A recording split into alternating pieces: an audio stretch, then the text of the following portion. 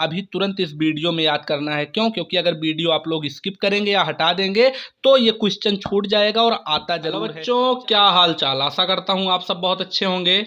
तो देखिए बच्चों, आज का जो हमारा सेशन होने वाला है वो आप सबका बोर्ड एग्जाम के लिए बहुत ज़्यादा इंपॉर्टेंट होने वाला है।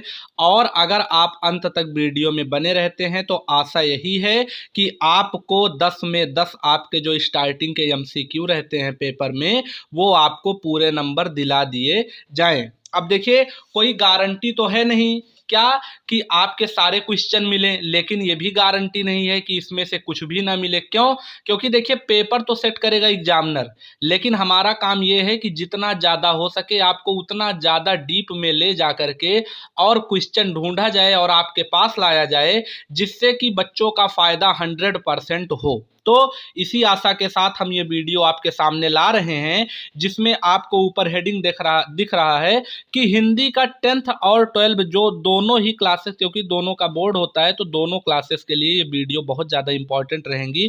किसी एक क्लास का इसमें क्वेश्चन नहीं है। अब भाई, क्वेश्चन वही रहता है जैसे आप तुलसीदास जी को कक्षा 10 में पढ़ रहे हैं, 12 में भी पढ़ेंगे, कबीर दास को पढ़ रहे हैं, उनको भी पढ़ेंगे। तो यही जितनी रचनाएं हैं या जो भी है, यही सब आता रहता है। तो आइए अपने सेशन को शुरू करते हैं। आशा करता हूं कि आप लोग बहुत बढ़िया होंगे। और आप सबके लिए सबसे जरूरी बात यह है कि आपको अपने ऊपर कितना ज़्यादा विश्वास है, आपका जो सेल्फ कॉन्फिडेंस है वो मेंटेन आप किए रहिए। क्यों? क्योंकि मान लो तो हार और ठान लो तो जीत। अगर आप सोच लिए कि आपके पास 10 दिन बचा है और पेपर में हम कैसे रिप्रेजेंट करेंगे, तो ये ना देखो 10 दिन बचा है, आपको सिर्फ यही देखना है कि हमारे पास अभी 10 दिन और हैं, जितना मौका है उसको बेहतरीन तरीके से यूज किया जाए। तो मान लो तो हार, ठान लो तो जीत टैगलाइन के साथ अपना सेशन शुरू करते हैं। और देखिए, इसमें सबसे पहला, इसमें पहले से लेके अंत तक देखिए यहाँ दिया गया है कि बेस्ट 20 क्वेश्चंस, आपके जो 20 सबसे महत्वपूर्ण क्वेश्चन है आपके पेपर में आते ही आते हैं और इस बार भी 100% आएंगे, वही क्वेश्चन हम आपके सामने लेके आए हैं। तो देखिए, पहला क्वेश्चन क्या है कि सरस्वती पत्रिका के संपादक कौन थे? सरस्वती पत्रिका, जो कि मोस्ट इंपॉर्टेंट आपका क्वेश्चन है। अगर आप किसी भी क्वेश्चन बैंक को उठा के देखेंगे, अपने बुक को देखेंगे या किसी भी चीज को गूगल करेंगे, तो ये क्वेश्चन लगभग 2000 के बाद, लगभग 2021 या 22 का जो भी पेपर है उसमें लगभग 8 से 9 बार, या यूं कहिए कि 15 से 20 बार तक आ चुका है। 7 सेट होता है यूपी बोर्ड में, हर सेट में ही ये लगभग आता है। तो सरस्वती पत्रिका के संपादक कौन थे? महावीर प्रसाद द्विवेदी जी इसके संपादक थे। और इन्हीं का जो ऑप्शन है वो अधिकतर आपको देखने को मिलता है। हम सोच रहे थे कि इसका 4 ऑप्शन आपको करके बताएं, लेकिन उसमें आपका टाइम ज्यादा बेकार होगा, इसीलिए हम आपके लिए डायरेक्ट आंसर ही लेके आए हैं। दूसरा क्या है, मैला आंचल रचना के मुख्य लेखककार कौन है? मैला आंचल मतलब फणीश्वर नाथ रेणु जी, जो कि मैला आंचल जो कि रचना है इनका, उसके लेखककार ये हैं। अब देखिए, इसको हम चाहते तो आपके लिए 2 क्वेश्चन बना देते, लेकिन एक में ही कंबाइन किए हैं। तो आप सिर्फ 20 क्वेश्चन ही इसको ना समझिएगा, ये आपका टोटल 30 से 40 क्वेश्चन इसी में है। क्यों? क्योंकि जो विधा, मतलब किस विधा में है, विधा का मतलब होता है अलग अलग चीज, जैसे काव्य है कि गद्य है कि उपन्यास है, किस चीज में है, तो उसको हम इसी में कंबाइन कर दिए हैं। तो इसी से आपका 20 क्वेश्चन भले देखने में लगेगा, लेकिन है ये 30 से 40 क्वेश्चन। तो वीडियो को और ज्यादा ध्यान से देखिए। गोदान और गबन किस लेखक की रचना है और ये इसकी विधा बताइए, मतलब इसकी कौन सी विधा है? तो मुंशी प्रेमचंद्र जी, जिनको कि आप लोग उपन्यास सम्राट के नाम से जानते हैं। ये भी एक क्वेश्चन है कि उपन्यास सम्राट के नाम से किस लेखक को जानते हैं? तो मुंशी प्रेमचंद्र। और विधा क्या है भाई? उपन्यास के सम्राट हैं तो उपन्यास ही इसकी विधा है। कामायनी रचना, कामायनी रचना के रचनाकार कौन है? कामायनी रचना क्या है? जयशंकर प्रसाद जी की महान रचना है और ये एक प्रकार से महाकाव्य इन्होंने लिखा है, कामायनी। तो जयशंकर प्रसाद इसके रचनाकार हैं। ये क्वेश्चन हर बार आता है और पिछले बार के सेट में ये 3 सेट में मिला था, 7 में 3 सेट। तो आगे देखिए बच्चों, परीक्षा गुरु की विधा तथा लेखककार का नाम बताइए। अब देखिए, परीक्षा गुरु हिंदी का प्रथम उपन्यास कौन सा है? अगर आपके सामने ये क्वेश्चन आए तो उसका आंसर होगा परीक्षा गुरु। देखिए इसमें हम बता रहे हैं कि 20 क्वेश्चन दिया गया है, बाकी बहुत क्वेश्चन है, ध्यान से सुनिएगा। हिंदी का प्रथम उपन्यास कौन सा है? तो वो है परीक्षा गुरु। इसके लेखक कौन है, लेखककार कौन है? तो वो है लाला श्रीनिवास दास जी। तो ये दोनों क्वेश्चन आपका बनता है। और तीसरा क्वेश्चन ये भी बन सकता है कि परीक्षा गुरु किस विधा पे आधारित है?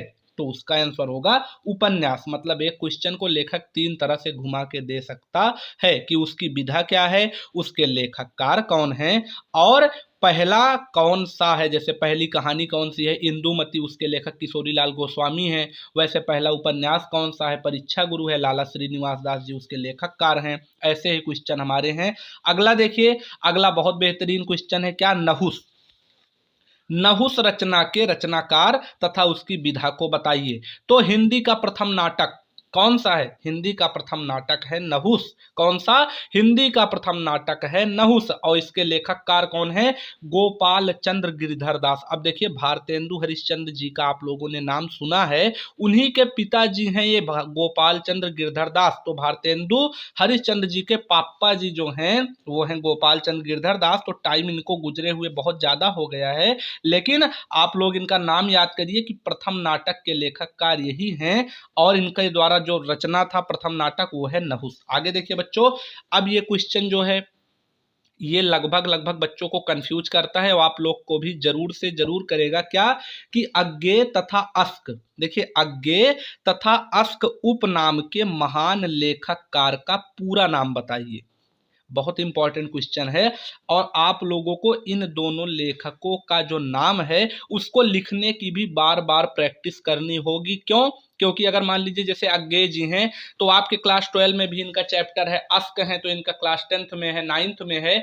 तो आप लोग अगर इनका संदर्भ लिखेंगे तो उसमें आप लोग इनका नाम गलत कर देंगे तो संदर्भ का नंबर कट जाएगा। तो इसीलिए इनके नाम को लिखने का भी प्रैक्टिस करिए, और इन्हीं का नहीं जितने लेखक हैं सबका नाम का लिखने की प्रैक्टिस करिए। तो अज्ञे तथा अस्क उपनाम के महान लेखककार का क्या नाम है? अज्ञे जी का नाम है सच्चिदानंद हीरानंद वात्स्यायन अज्ञे।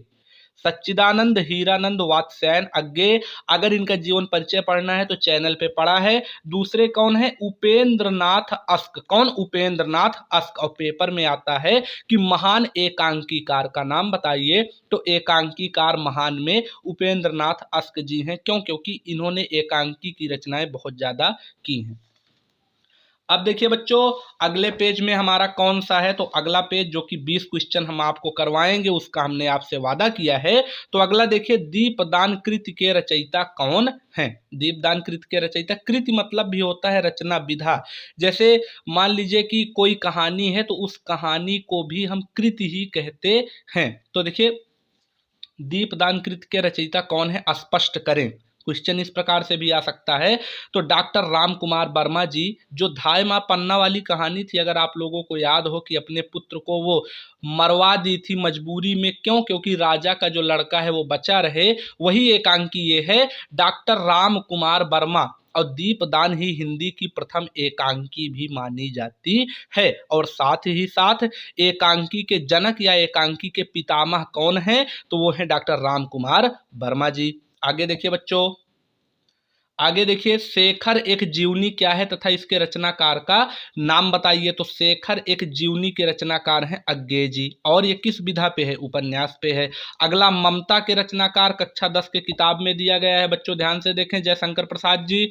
अगला देखिए, राम भक्ति युग, या चाहे राम भक्ति युग कहिए चाहे राम भक्ति काल कहिए, इसके उन्नायक, प्रवर्तक या मुख्य कवि कौन है? 3 तरह से आ सकता है आपके पास।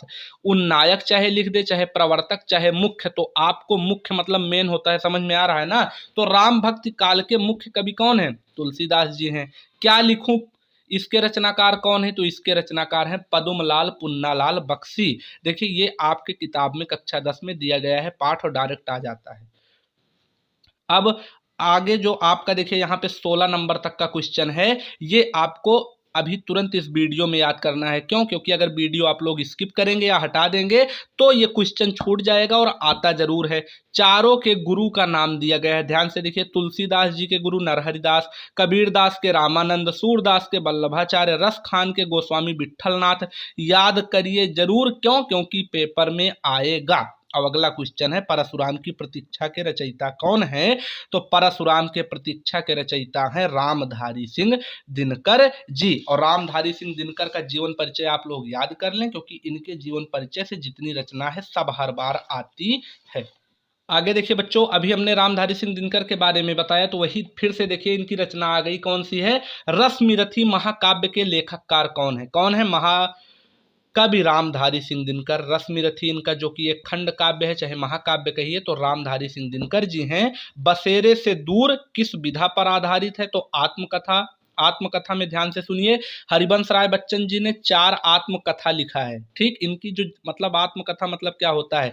जब कोई लेखक अपनी कहानी अपने हाथ से लिखे तो वो है आत्मकथा। अगर आपकी कहानी हम अपने हाथ से लिखें तो वो है जीवनी। तो जीवनी में अंतर यह है कि लेखक खुद नहीं लिखता, उसके सपोर्टर जो हैं वो लिखते हैं। लेकिन अगर आप अपने जिंदगी की कहानी लिखेंगे तो वो है आत्मकथा। वो आपके पेपर में दोनों का डिफिनीशन भी आता है। साथ ही साथ बसेरे से दूर किस विधा पर आधारित है? तो बसेरे से दूर जो है वो आधारित है आपका कहाँ पे? आत्मकथा पे। लेखक हैं इसके हरिवंश राय बच्चन जी। कलम का सिपाही किस लेखक की जीवनी है? लेखककार का नाम भी स्पष्ट करें। तो कलम का सिपाही जो कि है कौन? मुंशी प्रेमचंद्र जी की क्या है? ये जीवनी है। अब देखिए जीवनी अभी हमने बताया, जीवनी दूसरे लिखते हैं तो कौन लिखा है इसको? इनके बेटे अमृत राय जी अपने पापा मुंशी प्रेमचंद्र जी की जीवनी लिखे हैं और उन्होंने उस किताब का नाम क्या रखा है? कलम का सिपाही। तो कलम का सिपाही किस लेखक की जीवनी है? मुंशी प्रेमचंद। इसके लेखककार उनके बेटे अमृत राय हैं। तो आशा करता हूं कि आपको वीडियो पसंद आई होगी और जितने क्वेश्चन इस क्वेश्चन के अंदर से बन पाए उसको भी हमने आपको बताने की कोशिश की। साथ ही साथ हमारे चैनल आरएसपी स्टडी पॉइंट पे कम्युनिटी पोस्ट पे रोज रोज बहुत बेहतरीन क्वेश्चन जा रहे हैं, तो उसको भी आप लोग देखिए, चैनल पे विजिट करें। आपके बोर्ड एग्जाम से रिलेटेड बहुत सारी जानकारियां, साथ ही साथ उससे रिलेटेड वीडियोज पढ़ चुके हैं। कक्षा 10 हो या कक्षा 12, कोई भी बच्चा हो 9 का या 11 का भी देख रहा हो, तो सभी का जो भी सिलेबस है वो सब कवर हो रहा है धीरे धीरे। तो चैनल पे जरूर जाएं, चैनल को सपोर्ट करें, सब्सक्राइब करें इसी तरह की बेहतरीन वीडियो पाने के लिए। तो चलिए मिलेंगे नेक्स्ट वीडियो में, तब तक के लिए ओके बाय।